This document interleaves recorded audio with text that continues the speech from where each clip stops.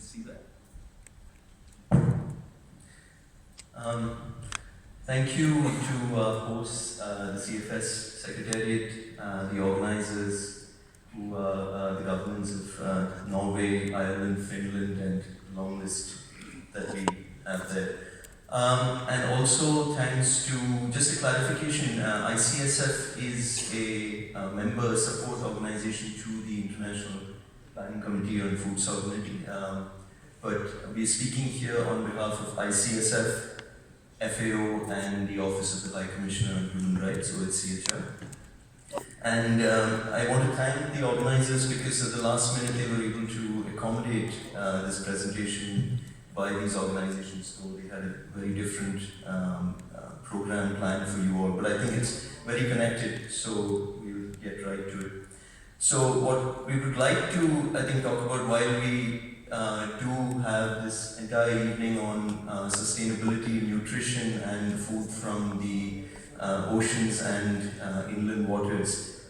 Some attention can be paid to the small-scale producers, the fishers and fish workers who bring us this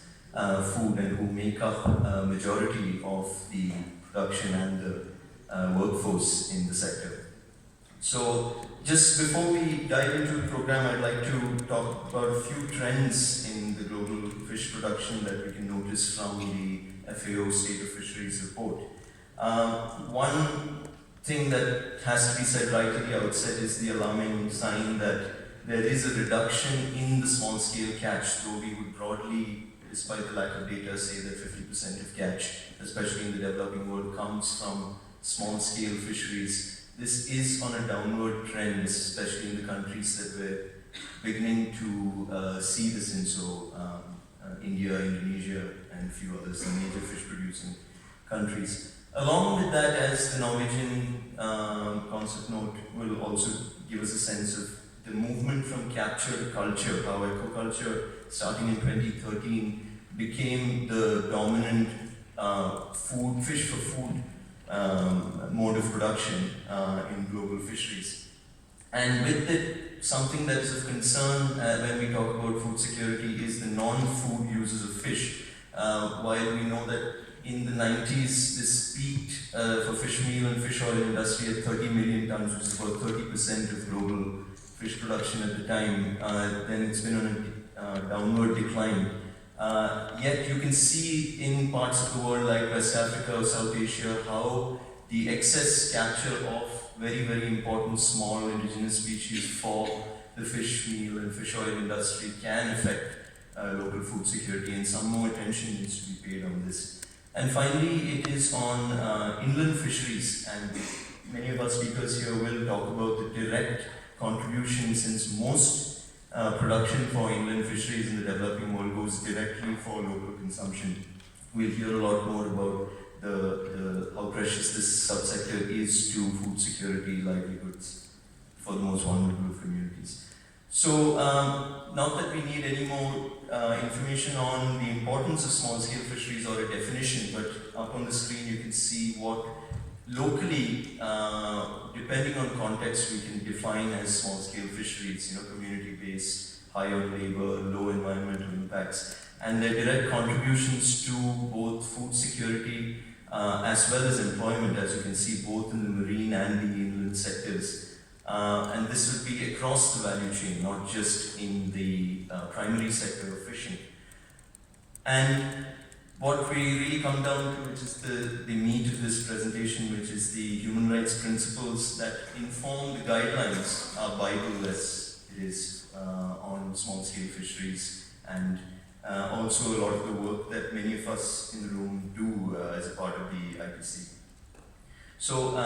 just to clarify, and we can talk some more about it because we won't have time to go over really in detail the human rights instruments that underpin these values of the indivisibility and universality of rights, equality, participation and inclusion, transparency and accountability in the rule of law, and how that applies to the right to food or right to adequate food as is defined in the UN processes. So the reason why we would bring up the role of small-scale fisheries is that last part in blue, as you see, which is the physical and economic access at all times to adequate food or the means of its procurement. So while we talk about the fish itself feeding humanity, we need to talk about who feeds the fish workers or who takes care of their livelihoods and their social, sustainable development needs. And that's where we come to the guidelines, and a lot of what we do on the implementations of the guidelines is based on this human rights-based approach, which looks at mainly the issues of consultation, participation of fishing communities in the decisions that we make on their behalf, and also on how the various marginalized and vulnerable groups such as women, indigenous people, and many remote players in the sector could be addressed using something like the guidelines. And I'll come to how we can address that in the next slide. You have 1 minute to address that. The human rights-based approach in practice, as we can talk about, is some examples of it are the ICSF's ongoing 9-country project on guidelines implementation. And I'll just give a couple of examples where we talk about consultation, participation, and transparency. We have been engaging with the Indian government on building an implementation plan led by civil society for their both inland as well as marine fisheries policies, which have a direct mention of the human rights-based approach and small-scale fisheries guidelines. And that is something that has multiple stakeholders participating in it, talking about their needs on the ground across the value chain. And the other is something that we're working on with indigenous groups in Brazil, for example, that is to recognize and protect their customary tenure practices and to also address some of the issues that we see all over the world, which is the competition over forest, land, waters, both marine and inland, across sectors. So, and what would we choose to protect? The customary rights of the indigenous people and local communities. And finally, since we are going to talk about aquaculture and the right to food and the contributions to nutrition, some of the work that we're doing is also looking at small-scale culture-based fisheries. Now, understanding of aquaculture, it also includes culture-based capture-based culture fisheries in various ecosystems, mainly in freshwater ecosystems. And something we're noticing is that the more you move towards multi-species, diverse fisheries, they have a much better role in the food sovereignty and food security of the communities that are involved, rather than what we notice, which is a top-down, multi-species of carps or tilapia or whatever it is that, as you can see, with some other species that are being heavily farmed, leading to a kind of lack of diversity in the fisheries. So, just to conclude, the takeaways for us, and we would encourage you to think about are the small-scale fisheries, both stake in and contributions to food security and nutrition security, the importance of a human rights-based approach, the principles of which we have listed, and the importance of inland fisheries increasingly, especially for vulnerable and marginalized groups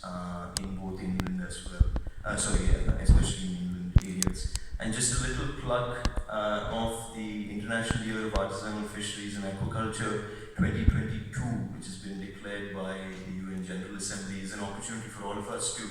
come together and highlight some of these contributions of artisanal fisheries, both in the inland and marine sector, and to